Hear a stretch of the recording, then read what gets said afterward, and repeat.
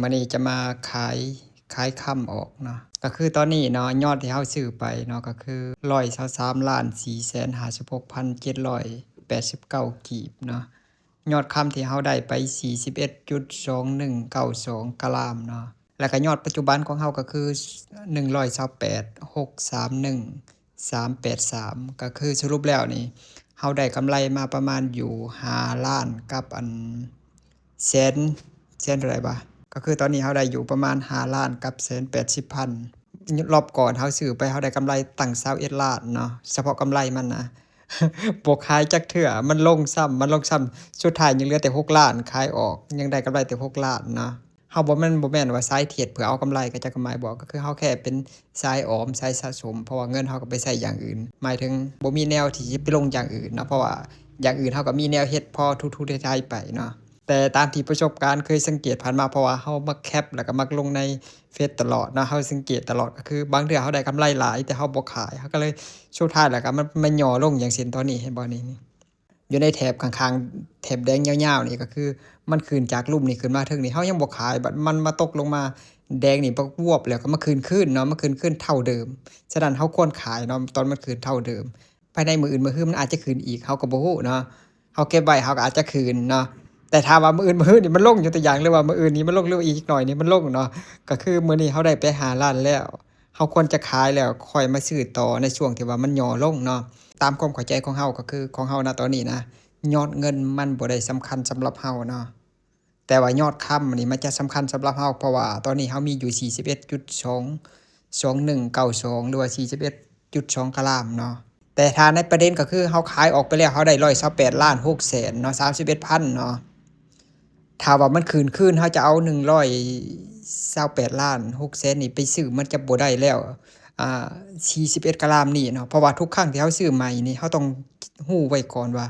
มันจะมีค่าหักค่าธรรมเนียมประมาณ 1.2% เนาะฉะนั้นน่ะแม่นในเมื่อเราขายออกไปแล้วเราได้128ล้าน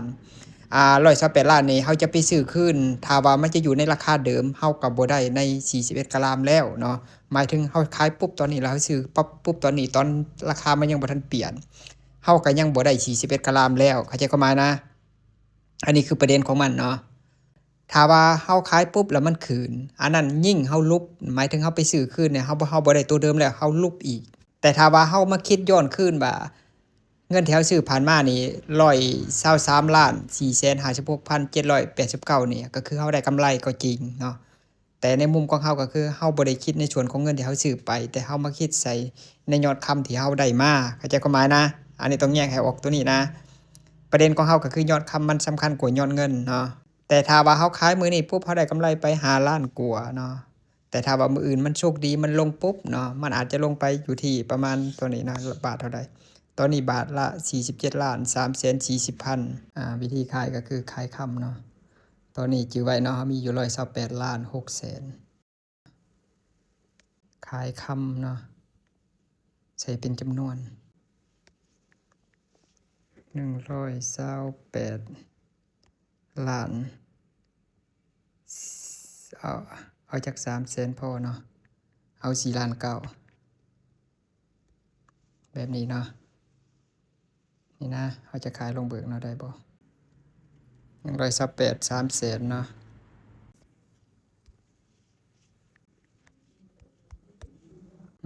ขายแล้วรอท่าอนุมัติเนาะนี่เนาะยอดเฮาหายไปแล้วตัวนี้ยังเหลือมูลค่าอยู่ที่3แสนมาเบิ่งประวัติ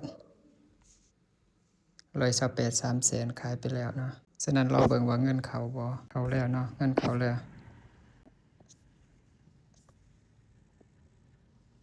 แป๊บนึงเงินเข้าแล้ว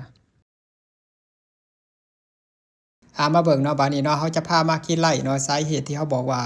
ขายปุ๊บซื้อปั๊บเราก็ยังลุบอยู่ดีเนาะทั้งๆที่ราคามันยังบ่ทันมีการเปลี่ยนแปลงเนาะเราจะมาคิดไล่เนาะทั้งที่ดีเราควรคิดไล่ก่อนที่เราจะขายเราจะได้วางแผนถูกเนาะว่าเราขายในราคานี้แล้วเราจะไปซื้อในราคาใดเพื่อจะได้บ่ให้มันลุกขึ้นเนาะแต่ว่าทุกอย่างมันก็บ่ได้ง่ายตามที่เราวางแผนเนาะก็ควรรู้ก่อนเนาะก็เพื่อจะดีเนาะเฮามาคิดไล่เนาะ ราคาที่เราขายกี่นี่ก็คือเราขายในราคาอยู่ที่ราคา ราคานี่ก็คือทางห้านเนาะในแอปมันเขาเขียนว่าขายเนาะในส่วนของเฮานี่เขาเอิ้นไปซื้อเนาะเพราะว่าเฮาเป็นผู้ซื้อทางห้านก็เป็นผู้ขายราคาซื้อของเฮาก็คือ47,340,000เนาะต่อบาทเนาะคำ1บาทมันมี15กะรัมเนาะเฮาก็ต้องเอา47ล้านมาหาร15ก็เท่ากับ1กะรัมเนาะกะรัมหนึ่งละ3,156,000เนาะต่อกะรัมเนาะส่วนราคาขายเนาะก็คือราคาที่เฮาขายกี่นี้เนาะเฮาขายไปกี่นี้เนาะในแอปมันจะเขียนว่าราคาซื้อเพราะว่าเขาซื้อจากเฮาเนาะเฮาเป็นผู้ขายเขาเอิ้นว่าขายเนาะเข้าใจกันไหมนะเฮาก็ราคาขายก็คือ46,810,000เนาะต่อ1บาทเฮาก็มาเอา46,810,000หาร15เหมือนกันเนาะเท่ากับกะรัมละ3,120,066เนาะหรือว่า666อีกอย่างประมาณนั้นเนาะปานนี้กี้นี่เฮาขายไปเนาะก็คือเฮาขายไปคำที่เฮาเสียไปหรือเฮาขายไปก็คือยอดอยู่ที่41กะรัม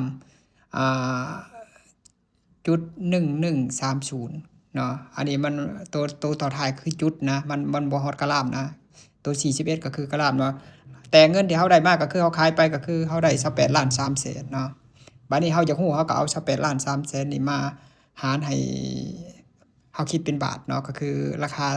คาขายต่อบาทเนาะก็คือ3,120,066เท่ากับ41.113เห็นบ่41.113เนาะแต่ว่าในเทิงมันมี30อันนี้มันเป็นตัวเต็มก็คือ113เนาะก็คือถูกต้องแล้วเนาะบัดนี้เฮาจะมาเบิกในกรณีที่เฮาจะซื้อคืนเนาะขายปุ๊บซื้อปั๊บเนาะที่ว่ามันยังลบทุนเนาะมาเบิกเนาะถ้าเฮาจะซื้อคืนเนาะก็คือเงินที่เฮาขายไปกี่นี้เฮาได้อยู่1ล้าน128ล้าน3แสนแม่นบ่เนาะบัดนี้เฮาจะมาซื้อคืนเฮาก็มาไล่ใส่ราคาซื้อเนาะราคาซื้อมันบ่แม่นราคาขายนะราคาซื้อก็คือตัวเทิงนี้เนาะก็คือ1กะรัมต่อ3ล้าน156,000เนาะบัดนี้จะมาซื้อคืนก็เอาอยู่1ล้าน128ล้าน3แสนนี่เนาะเฮาจะซื้อในเฮาคูณเป็นกะรัมก็คือ1ล้าน3ล้าน156 128ล้าน3แสนนี่มาหารให้3ล้าน156,000เท่ากับเฮาจะซื้อคืนได้ใน40กะรัมจุด6653เห็นบ่เฮาลบเห็นบ่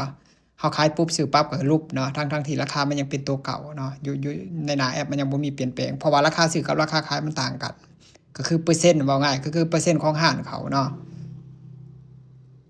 เงิน128ล้าน3แสนเฮาซื้อคืนได้แต่40กะรัมเนาะแต่ราคาที่เฮาขายไปหรือว่าตอนเฮาขายก็คือเฮาขาย411130ก็ได้128ล้านเหมือนกันแต่เวลาเฮาซื้อคืนเฮาเอา128ล้าน3แสนเหมือนกันไปซื้อเฮาก็ได้แต่40กะรัมกว่าๆเนาะตอนขายนี่41กว่าๆก็คือเฮาลบไปเนาะบวกลบแล้วลบไป 0.46 กะรัมเนาะบ่ฮอด1กะรัมนะแต่ว่า0จุดเนาะ 0.46 กะรัมเฮาไล่ใส่ราคาณตอนนี้ก็คือเฮาจะเสียส่วนต่างไปประมาณอยู่1,435,506กีบเนาะถ้าว่าเทียบเท่ากับ 1.12% เนาะในกรณีเฮาซื้อหลายนะถ้าว่าในกรณีที่เฮาอาจจะซื้อเทื่อละ10ล้าน20ล้านแบบนั้นเนาะเฮาอาจจะเสียประมาณเฉลี่ยอยู่ที่ 1.2 1.3% 1.2% เพราะว่าเฮาเคยประมวลผ่านมาเนาะเวลาซื้อเทื่อละน้อยประมาณ 1.24% อย่างประมาณนั้นเนาะแต่ถ้าว่าเฮาซื้อหลายๆอันนี้เฮาไล่ในกรณีซื้อหลายเนาะเฮาก็จะเสียค่าคอมนี่หน่อยหรือว่าค่าธรรมเนียมหน่อยก็คือเทียบเท่ากับ 1.2% เนาะที่จริงจะเอิ้นค่าธรรมเนียมก็ถูกหรือว่าเฮาสิไปไล่ค่าราคาซื้อกับราคาขายก็ได้แล้วแต่เนาะอันนี้เฮาจะคิดอย่างใดอย่างหนึ่งก็ได้เนาะแต่ถ้าว่าในกรณีที่เฮาขายไปแล้วเฮาจะซื้อคืนอีกรอบเนาะเฮาอยากได้กำไรเนาะแบบว่าให้มันได้กำไรถ้าว่ามันบ่ได้ก็ขอให้มันได้เท่าเก่าเทียบเท่าเก่าก็ยังดีเนาะแต่ว่าเฮาต้องคิดกำไรไว้ก่อนเนาะก็คือเฮาต้องรอให้มันลงเนาะอย่างเช่นตอนที่เฮาขายก็คือสิตอนที่เฮาขายนั่นน่ะเนาะราคาขายก็คือ46,810เนาะแต่ว่าราคาซื้อก็คือ47,340เนาะแต่ถ้าว่าเฮาอยากซื้อเฮาขายแล้วเฮาอยากจะรอเขาซื้อในตอนที่มันลงตอนใดเพื่อเฮาจะได้กำไรแน่นอนก็คือเฮาต้องรอเวลาคำลงบาทละ46ล้านเนาะเฮาต้องรอให้มันลงอีกประมาณล้านกว่าเพราะว่าตอนนี้มันราคาซื้ออยู่ที่47,340เนาะฉะนั้นเฮาต้องรอให้มันลงราคาที่เฮาจะซื้อก็คือ46ล้านเนาะถ้าว่า46ล้านเฮาก็มาคูณเนาะ46ล้านมาหาร15เท่ากับบาทละ3,66,000เฮาก็เอา128มาหารให้3,66,000ก็เท่ากับ41.8เนาะเห็นบ่เฮาจะได้อยู่มาประมาณอยู่0.6เนาะเทียบเท่ากับตัวที่เฮาเสียไปอยู่เทิงนี้นะถ้ ถ้าในกรณีครับมันลงแถวนี้แล้วเฮาซื้อปุ๊บเฮาจะได้กำไรคืนหมายถึงเฮาจะได้กำไรคืนจากเทียบเท่ายอดเก่านะแล้วก็ได้กำไรอีกอหยังประมาณนั้นเนาะแต่ส่วนหลายแล้วเวลาเฮาซื้อนี่